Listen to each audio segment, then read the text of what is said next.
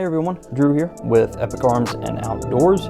Today we're going to be taking a look at the Hogue Deka. Stay tuned.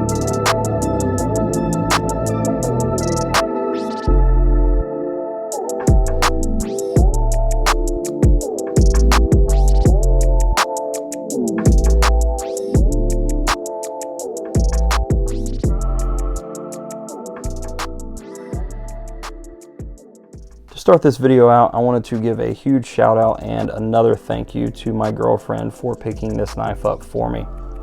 I sent her a Instagram post from Knife Center about the Hogue Deka and just really liked the color and the Wharncliffe design, and was like, hey, I'd really like to have that at some point. Wasn't expecting her to buy it for me or anything. I was just showing my love for knives to my girlfriend, as I'm sure most of us do. And a couple days later, she brings a box inside and could automatically tell that it was from Knife Center, and opened it up and this bad boy was sitting inside. So today we're going to take a look at the Hogue Deka Wharncliffe in the blue lava color. Going to go over some basic specs and do a quick paper cut test and cardboard cut test for you guys.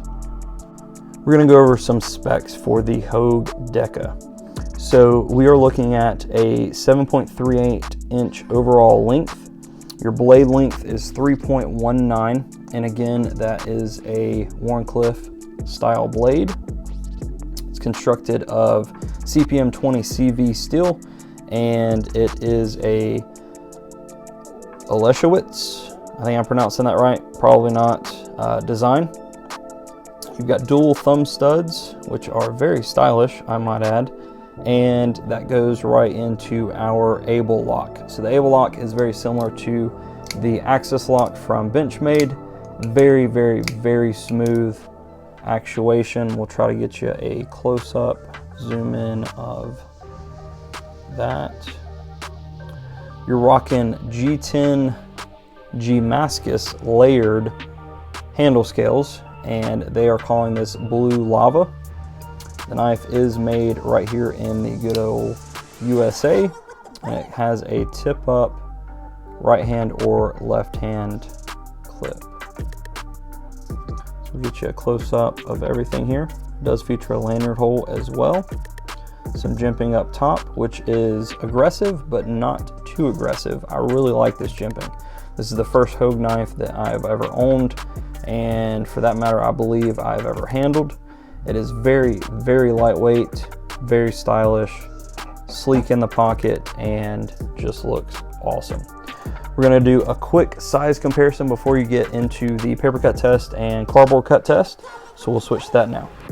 We're going to do just a quick size comparison with a few popular knives that I have on the table here. To start with, we're going to talk about the Benchmade Bug Out. So very, very similar in size. And I failed to mention earlier, the Deka does have many different versions. So they have different colors as far as the handle scales, different blade shapes, different steels, I believe, different steels. Don't hold me to that. But very, very comparable in size and weight. The Bug Out is just a hair lighter, and it does have that deep carry pocket clip right out of the gate, but very similar in size. Very similar. So we've got the Bug Out here. I'm going to bring you another Wharncliffe. This is the Sprint Run Leak from Kershaw. I'll try to get these. There we go. Got my trusty pair of 3 here. And just 2 more. I've got the Elementum, which I'll put up top. And I also have the Skyline. I'll try to squeeze that in here on the bottom here. So there's just a few options, considerations. The Kershaw Skyline is quite a bit cheaper. I have found them anywhere from $40 to $60 depending on the variant. The PM2 and the Bug Out are right in that same price range. The Leak, as I mentioned earlier, is a sprint run, so unless you pick it up on the secondary market, you can't find those anymore. And then the Elementum, you could buy 3 roughly Elementums for the price of the Deka. Let's get back to the Deka. We're going to do a quick paper cut test with my trusty cold steel catalog here. And this is straight from the box. I've carried it a couple days. I've maybe opened 2 or 3 letters with it, but have not done anything else to note. So we will see how sharp this bad boy is.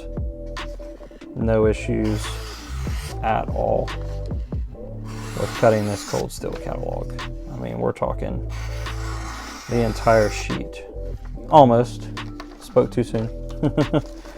No issues with that cold steel catalog though. Trying to keep everything in frame for you. Always weird cutting through the camera lens. It's another one of those that I could just keep going all day if I wanted to, but don't want to dull the blade too fast. Let's try some cardboard. Got a small sheet of cardboard we're going to try out here. Oh wow, that is just like butter. Smooth, smooth, smooth. That is incredible. Very, very sharp right out of the box. Again, I have not touched this up, have not stropped it, have not done anything, and I've cut open a couple packages with this already. But I mean, that is just like butter. That's insane. Good job, Hogue. So what are my first impressions on the Deka? I am really, really enjoying this knife. We're looking at a premium steel G10 handle scales. The only caveat or the negative thing that I have to say is I'm not a huge fan of the pocket clip. Although it is thin and lightweight, I do really wish that that was a deep carry pocket clip. I love the Able lock. I love the design on the thumb studs. I'm a huge Wharncliffe fan. I like that it's made right here in the USA. That pivot is very nice as well. And just an overall great looking knife and high performing knife. If you guys have any questions at all, feel free to ask them. And if you haven't done so already, please subscribe and have an awesome day.